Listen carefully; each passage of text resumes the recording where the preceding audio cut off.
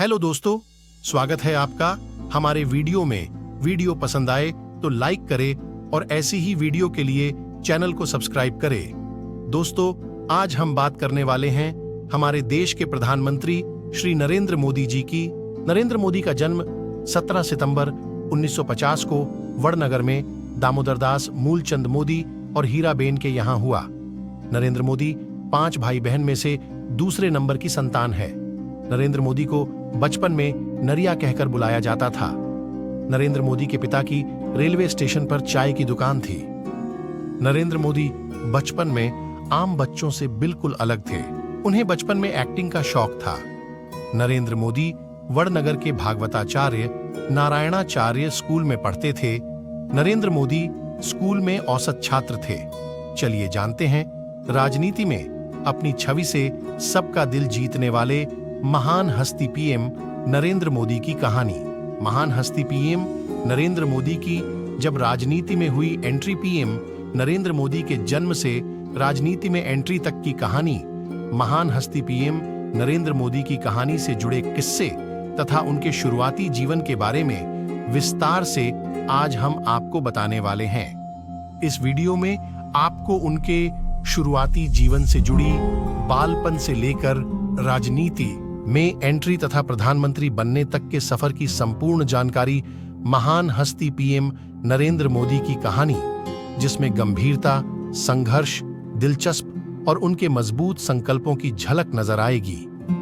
PM Narendra Modi की कहानी के बारे में विस्तार से हम आपको उनके शुरुआती जीवन से बताने वाले हैं। इस वीडियो में आपको उनके शुरुआती जीवन से जुड़ी बालपन से लेकर राजनीति में एंट्री तक की संपूर्ण गाथा मिलेगी, जिसमें गंभीरता, संघर्ष, दिलचस्प और उनके मजबूत संकल्पों की झलक नजर आएगी।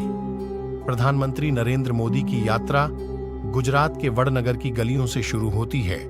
यह उत्तरी गुजरात के मेहसाणा जिले का एक छोटा सा कस्बा है। भारत के स्वतंत्र होने के 3 साल और भारत में गणतंत्र की स्थापना के कुछ महीने बाद 17 सितंबर 1950 को जन्मे नरेंद्र मोदी दामोदरदास मोदी और हीराबा की 6 संतानों में से तीसरी संतान है।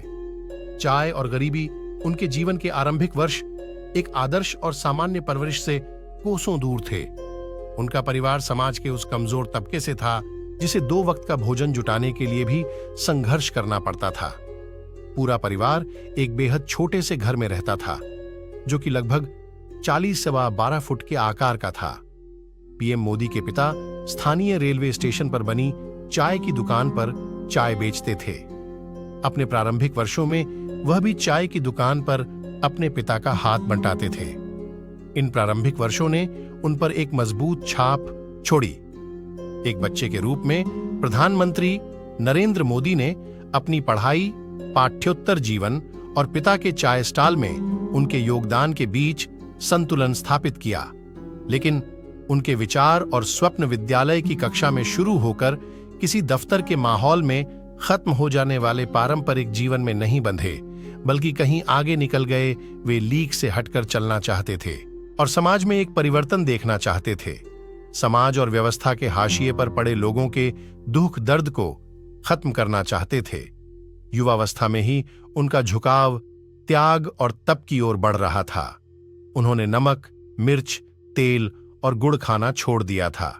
स्वामी विवेकानंद के कार्यों का गहन अध्ययन उन्हें आध्यात्म की यात्रा की ओर ले गया और उन्होंने भारत को जगतगुरु बनाने के स्वामी विवेकानंद के सपनों को पूरा करने के लिए अपने मिशन की नींव रखी। सेवा ही है पीएम नरेंद्र मोदी की व्याख्या। अगर कोई एक शब्द है जो नरेंद्र मोदी के जीवन का चरित्र चित्रण कर सकता है और जो जीवन भर उनके साथ रहा है, वह है सेवा। जब ताप्ती नदी ने बाढ़ का कहर ढाया था, 9 वर्ष के नरेंद्र और उनके मित्रों ने खाने के स्टॉल लगाए और राहत कार्यों, धन जुटाने का कार्य किया था। जब पाकिस्तान के साथ युद्ध अपने चरम पर था, उन्होंने रेलवे स्टेशन पर सीमा की ओर जाने और वहां से लौटने वाले जवानों के लिए चाय वितरित करने का कार्य किया। यह एक छोटा कदम था, लेकिन उन्होंने बेहद कम उम्र में भारत माता के आह्वान पर अपने सामर्थ्य का दृढ़ संकल्पित होकर प्रदर्शन किया। एक बालक के तौर पर उनका एक सपना था भारतीय सेना में जाकर देश की सेवा करने का। उनके समय के तमाम युवाओं के लिए भारत माता की सेवा के लिए सेना सर्वोत्कृष्ट माध्यम था। हालांकि उनके परिजन उनके इस विचार के सख्त खिलाफ थे। नरेंद्र मोदी जामनगर के समीप स्थित सैनिक स्कूल में पढ़ने के बेहद इच्छुक थे, लेकिन जब फीस चुकाने की बात आई तो घर पर पैसों का घोर अभाव सामने आ गया।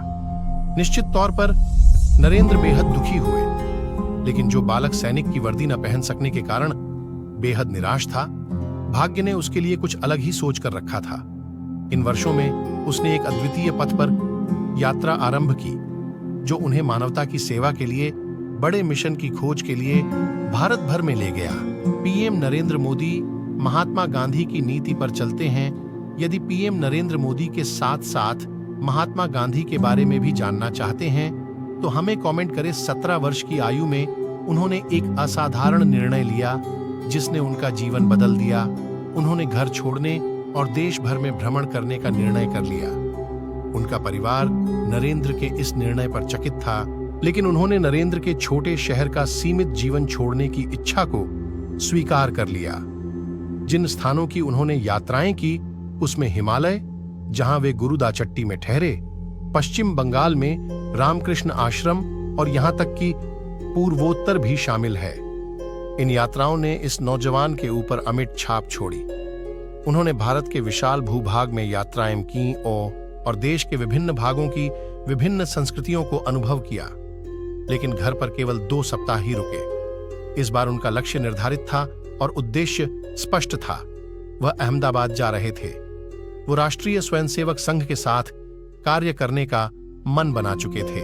आरएसएस से उनका पहला परिचय 8 वर्ष की बेहद कम आयु में हुआ, जब वह अपनी चाय की दुकान पर दिन भर काम करने के बाद R.S. कुछ एस के युवाओं की स्थानीय बैठक में भाग लिया करते थे। इन बैठकों में भाग लेने का प्रयोजन राजनीति से परे था। वे यहां अपने जीवन पर सबसे अधिक प्रभाव डालने वाले लक्ष्मणराव इनामदार, जिनको वकील साहब के नाम से भी जाना जाता था। यह कहानी तब की है जब मोदी युवावस्था में थे। यह कहानी उस युवा नरेंद्र मोदी की है जो लगभग हर रोज डायरी लिखा करते थे। लेकिन आश्चर्य की बात यह है कि वह हर 6 से 8 महीने के बाद वह उस डायरी के लिखे पन्ने जला दिया करते थे। एक दिन मोदी के एक प्रचारक मित्र नरेंद्र भाई पंचासरा ने उन्हें ऐसा करते देखा। उन्होंने नरेंद्र मोदी को समझाएं और ऐसे करने से मना किया। बाद में नरेंद्र मोदी उस डायरी के पन्ने ने एक किताब का रूप लिया। यह किताब 36 साल के अंदर मोदी के विचारों का संग्रह है। क्या है इसका नाम और मोदी ने खुद इसके बारे में क्या कहा है, आगे सुने। आरएसएस से जुड़कर दिन रात कार्य किया अपनी इस पृष्ठभूमि के साथ लगभग 20 वर्षीय नरेंद्र गुजरात के सबसे बड़े शहर अहमदाबाद पहुंच गए। वह आरएसएस के नियमित सदस्य बन गए और उनके समर्पण और संगठन कौशल ने वकील साहब और अन्य लोगों को प्रभावित किया। 1972 में वह प्रचारक बन गए और पूरा समय आरएसएस को देने लगे। 1973 में नरेंद्र मोदी को सिद्धपुर में एक विशाल सम्मेलन आयोजित करने का उत्तरदायित्व सौंपा गया, जहां वह संघ के शीर्ष नेताओं से मिले। यहां से उनके राजनीति में जाने का रास्ता धीरे धीरे तैयार होने लगा था, जिसके बारे में शायद तब तक खुद पीएम मोदी भी नहीं जानते थे। 1973 में उन्होंने एक व्यापक जन आंदोलन तैयार किया, जिसे समाज के सभी वर्गों का समर्थन हासिल हुआ। इस आंदोलन को उस समय और ताकत मिली जब एक सम्मानित सार्वजनिक हस्ती और भ्रष्टाचार के खिलाफ शंखनाद करने वाले जयप्रकाश नारायण ने इस आंदोलन को अपना समर्थन दिया। जब जयप्रकाश नारायण अहमदाबाद आए, तब नरेंद्र मोदी को उनसे मिलने का सौभाग्य प्राप्त हुआ। अन्य अनुभवी नेताओं द्वारा आयोजित कई वार्ताओं ने नौजवान नरेंद्र पर एक मजबूत छाप छोड़ी। आखिरकार छात्र शक्ति की जीत हुई और कांग्रेस के तत्कालीन मुख्यमंत्री को इस्तीफा देना पड़ा। तथापि यह हर्ष अधिक समय तक नहीं रहा। अधिनायकवाद के काले बादलों ने 25 जून 1975 की आधी रात को देश को अपनी गिरफ्त में ले लिया, जब प्रधानमंत्री इंदिरा गांधी ने देश के ऊपर आपातकाल थोप दिया। इसके बाद 1980-90 के दशक में राष्ट्रीय स्वयंसेवक संघ और नवगठित भाजपा में उनके वरिष्ठ उन्हें और अधिक जिम्मेदारी सौंपना चाहते थे और इस प्रकार 1987 में एक और अध्याय नरेंद्र मोदी के जीवन में शुरू हुआ। उसके बाद से वे जितना समय सड़कों पर काम करते थे, उतना ही समय वे पार्टी की रणनीतियां तैयार करने में व्यतीत करते थे। यहां भी कैसे 1950 में एक साधारण से घर में जन्मा एक साधारण व्यक्ति आरएसएस के कार्यकर्ता से राजनीति के गलियारों में पहुंचा और 4 बार गुजरात का मुख्यमंत्री बना और फिर अंत में देश के राजनीतिक कैसे विराजमान हुआ। पीएम नरेंद्र मोदी 2002, 2007 और 2012 में गुजरात विधानसभा का चुनाव जीते और 3 बार लगातार गुजरात के मुख्यमंत्री बने। फिर 2014 में लोकसभा चुनाव में भारत के 15वें प्रधानमंत्री के रूप में चुने गए। कार्यकाल खत्म होने पर 2019 में फिर प्रधानमंत्री पद के लिए वह दूसरी बार नियुक्त किए गए।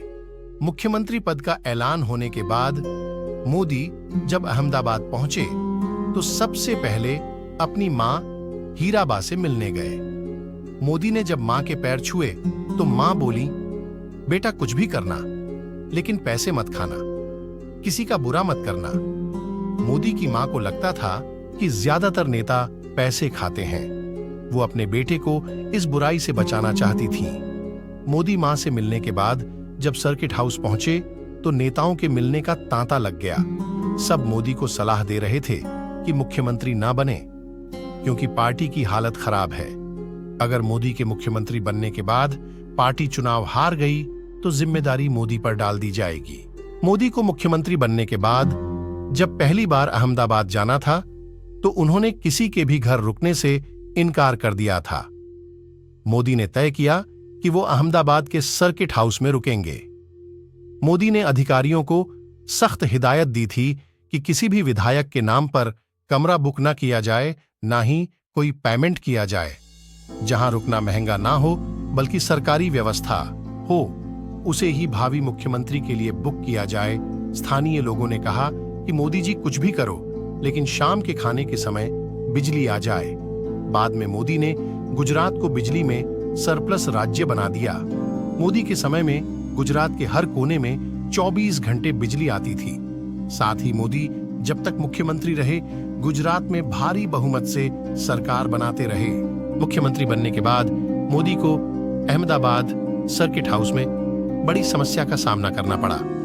दरअसल मोदी को सुबह 5 बजे जल्दी उठने की आदत थी। वो उठकर अखबार पढ़ते थे, लेकिन सर्किट हाउस में अखबार सुबह 8 बजे आता था। इंटरनेट का कनेक्शन भी नहीं था। मोदी इंटरनेट और अखबार के बिना रह नहीं पाते थे। मोदी ने वो दिन बड़ी मुश्किलों से काटे। मुख्यमंत्री बनने के बाद मोदी को अहमदाबाद सर्किट हाउस में बड़ी समस्या का सामना करना पड़ा। दरअसल मोदी को सुबह 5 बजे जल्दी उठने की आदत थी। वो उठकर अखबार पढ़ते थे, लेकिन सर्किट हाउस में अखबार सुबह 8 बजे आता था। इंटरनेट का कनेक्शन भी नहीं था। मोदी इंटरनेट और अखबार के बिना रह नहीं पाते थे। मोदी ने वो दिन बड़ी मुश्किलों से काटे। मोदी जब 1995 से लेकर 2001 तक गुजरात से बाहर रहे तो अपना मन लगाने के लिए पार्टी के काम के साथ साथ तकनीक में भी रुचि लेने लगे। उसी दौर में मोबाइल फोन ने दस्तक दी थी। मोदी ने तकनीक की ताकत को समझना शुरू किया। तकनीक को मोदी ने मुख्यमंत्री बनने से पहले सीखा, लेकिन उसका असल उपयोग मुख्यमंत्री बनने के बाद किया। सोशल मीडिया का भारतीय राजनीति में पहला इस्तेमाल मोदी ने ही किया था। इतना समय देने के लिए धन्यवाद।